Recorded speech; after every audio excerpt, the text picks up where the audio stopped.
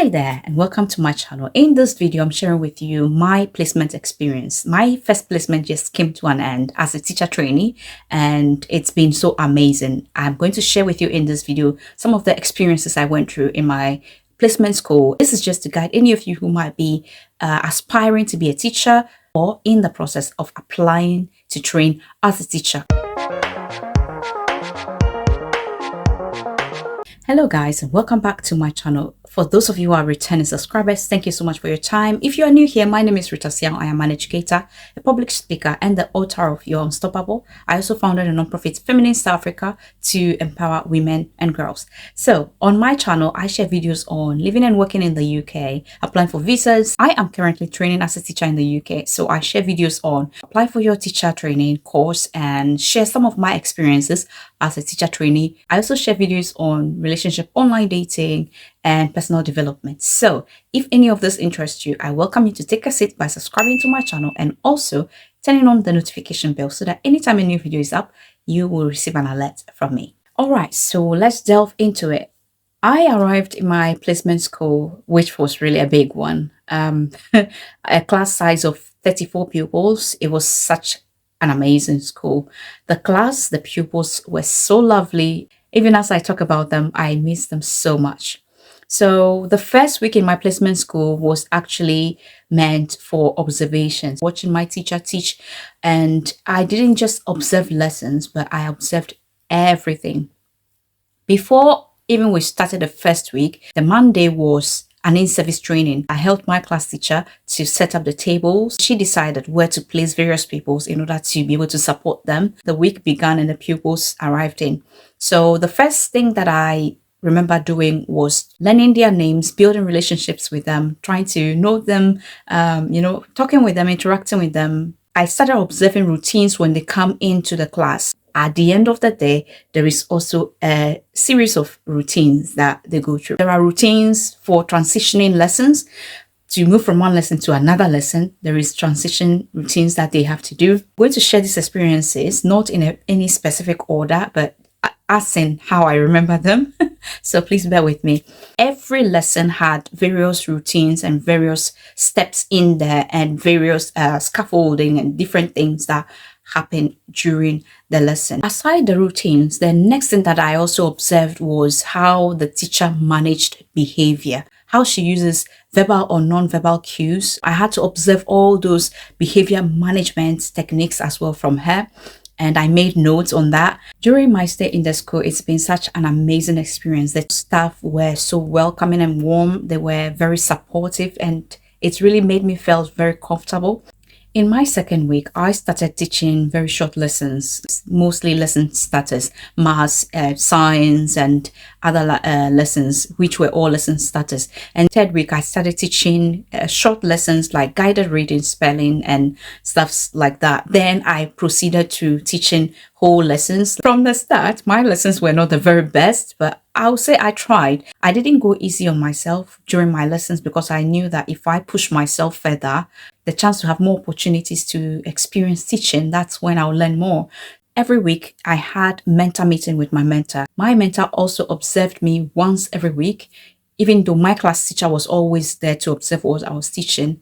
Before that mentor meeting, I would do my lesson reflection, reflect on all that I had taught, my personal feeling about my teaching. How did I do? What did I do well? What didn't I do well? What could I improve? I did all these things before our mentor meeting, and our mentor meetings were very, very, very fruitful. They were very, very effective.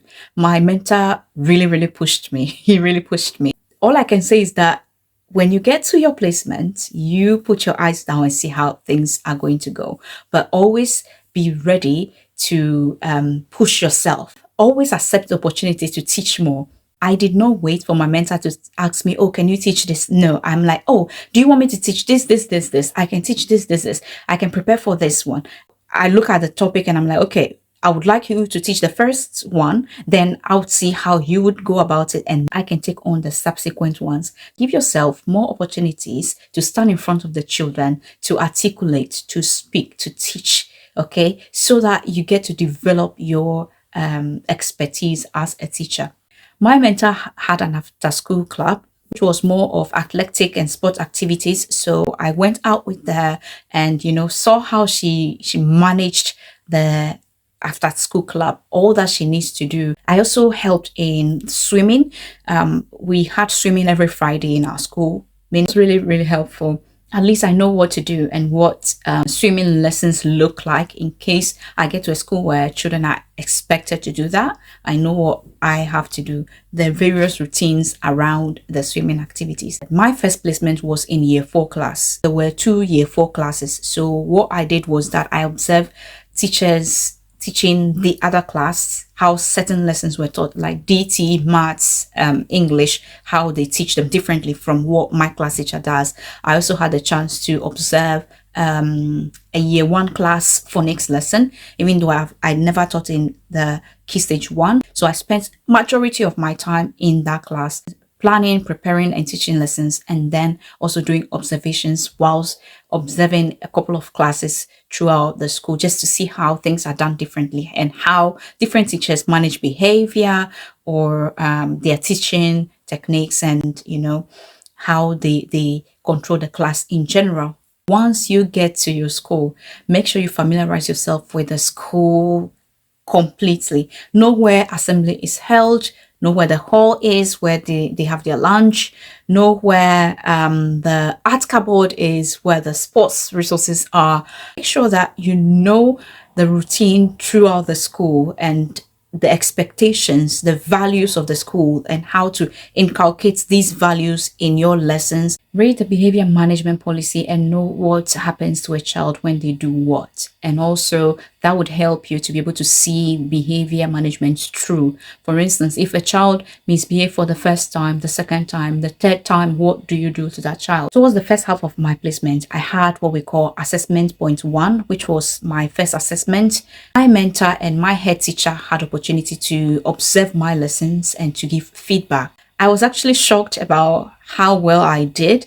The feedbacks that were given to me were very positive. I was very excited. I was very happy that personally, I couldn't see that I was improving, but both of them could see how well I was doing. And also the encouragement I was given was that I have to diversify my behavior management techniques. So one of the target areas set for me was to diversify my behavior management techniques, and I was so happy that I did myself that honor. I was very, very excited about that. At the end of the second half of my first placement, we also had AP2, assessment point 2, where we had a visiting tutor, someone working with the training providers, but definitely not any of my lecturers and not any of the teachers in my school. So someone new altogether. And can you imagine that that day was the day that I had the worst behavior in my class? But she said the way I managed behavior was top notch. I was like, ooh, it just goes back to reflect how I took responses from my first assessment and then worked on them and practiced and improved upon myself in the area of behavior management. So I would advise that any feedback given to you during your mentor meetings or any feedback given to you after your lessons by your class teacher or whoever, take them and then work with them. Work on yourself. You've got all that you need to be the best teacher in the world. So this is my encouragement to you. Yes, there were difficult times, guys. I won't lie to you. There were days that I taught lessons and I was like, oh my God, this lesson didn't go well. I want to reteach this. I push myself to reteach that lesson. If you realize that you've taught a lesson that you didn't feel you did well, push yourself to teach the next and the next to get until you feel like you are getting better at it. There were days that, oh my goodness, the behaviors were just like, unimaginable. But those are the days that come to test your ability and to see how much you are really willing to do this teaching. Okay, because children are very lovely and they are amazing. They have needs, they have desires, they have, they have a lot of things. They have their own issues.